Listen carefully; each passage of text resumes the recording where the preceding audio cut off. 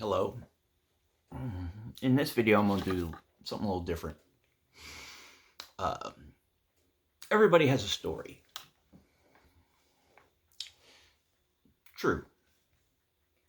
Well, this is a story of how I started writing. I don't think I ever consciously sat down and said, "Oh, I want to be a poet." No, I just started doing it because it came natural to me. My grandmother on my mom's side was a writer. She never published anything, as far as I know, you know. And after she passed away, I remember Mom got some of her stuff, and I read it. I was like, "Wow, um, it was pretty good." Too bad I don't know what happened to it. Uh, but that was around the time that I actually started writing in earnest. At least the first phase of it. Um,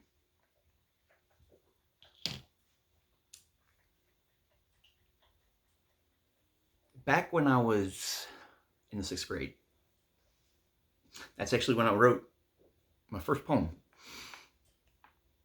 Of course, when I was in third grade, I think third grade was when I learned about haikus, and eh, not much on haikus. Um, but I remember sixth grade spelling lesson, and we had to. This was when I was living in North Carolina. Uh, we had to take our words from our spelling lesson that particular weekend and write a poem. And I got down. I remember getting down to the last line, and with the last word, and not, I was doing the rhyming, but I couldn't figure out how to do the last one. And I remember going to my mom and going, "Mom, does poetry always have to rhyme?" And she said no. Uh, Fast forward, well, I was 16, so 4 or 5 years later, I used to dip smokeless tobacco. Yeah, I know, nasty habit, but I've been a slave to nicotine all my life. Uh, but at that time, I decided to quit and to get my mind off of the withdrawals. I started writing. My mom had bought me a ugly yellow, mustard yellow IBM electric typewriter from a thrift store somewhere. And I took the paper, started banging out. And that's where it started. So for the next, say, through the rest of my teens, my 20s, I wrote pretty steadily, especially when I was in college. All of you out there, Michelle Stoll, Michael Hicks, y'all remember I was pushing my shit in everybody's face. It's because I was enthusiastic about my stuff, I know it's probably annoying to a lot of people, but hey, artists, no matter the genre or the flavor, they like to be heard. They want to be heard.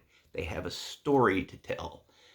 And I have a story to tell. You have a story to tell. My dogs have a story to tell.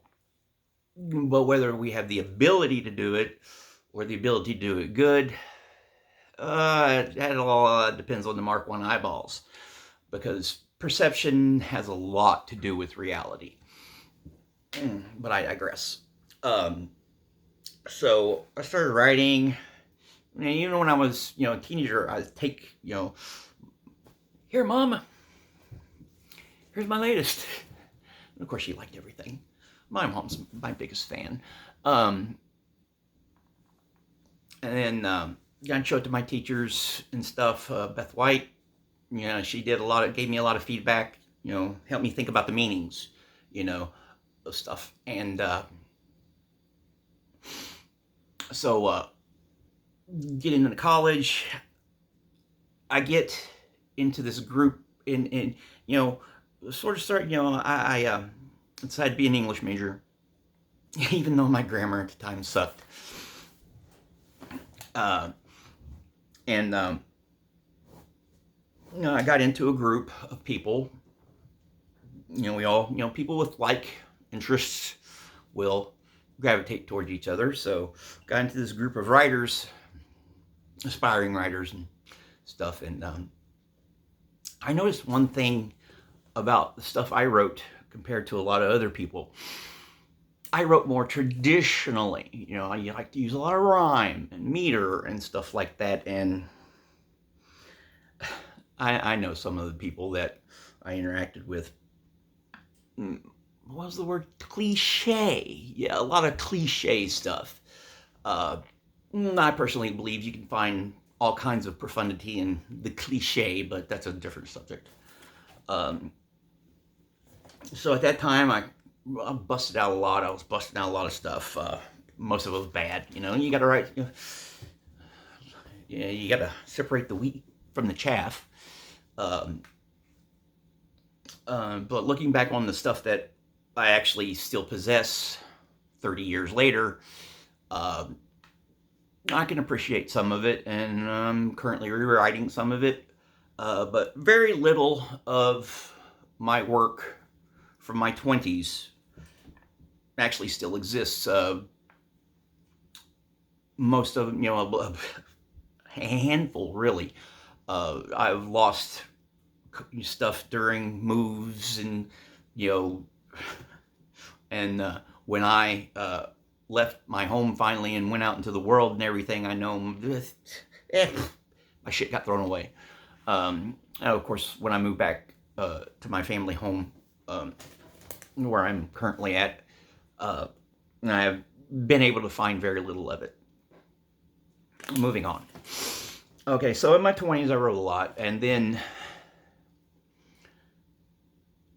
I don't know if I was having a crisis of faith in myself and my abilities or whatever. I was still trying to find myself, and then I joined the Navy. And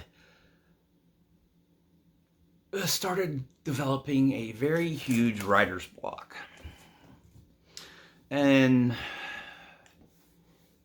then I heard something from the guy who's the singer for the Goo Goo Dolls. I can't remember his name right off the top of my head, but he was doing an interview with some music reporter or whatever, and he was talking about a song, Iris, one of my favorite songs.